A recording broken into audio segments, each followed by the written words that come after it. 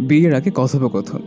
বিয়ের দিন তারিখ ঠিক হওয়ার পর মেয়ের সাথে ফোনে বা মেসেজে দিনের পর দিন কথা বলার মতো খারাপ কাজ এখন অহরহ চলছে।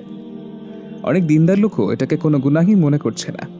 তারা মনে করে বিয়ের দিন তারিখ তো ঠিক হয়েই গিয়েছে, অথবা আংটি তো পরানো হয়েছে, সুতরাং এখন তাদের কথাবার্তা বলতে সমস্যা কোথায়। আর কয়েকদিন পর তো তারা চিরজীবনের জন্য একসাথেই হয়ে যাবে।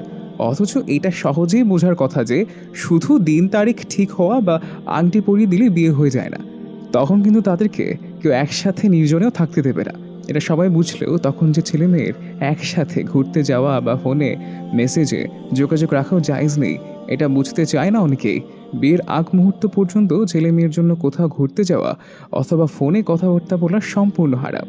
আবার অনেক ছেলে মেয়ে বিয়ের আগে একসাথে মার্কেটও করতে যায় বিয়ের জন্য। তারা মনে করে আমাদের যেহেতু বিয়ে ঠিক হয়ে গিয়েছে, তাই এখন একসাথে বিয়ের মার্কেট করতে সমস্যা কোথায়, আমরা আমাদের পছন্দ মতো মার্কেট করব।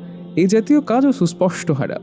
বই পর্দা গাইডলাইন, লেখক তানজিল আরেফিন আদনান, উমেদ প্রকাশ থেকে প্রকাশিত, পৃষ্ঠা নং 85। আসমানের আয়োজন, দুনিয়ার আবেশে আসমানের আয়োজনে।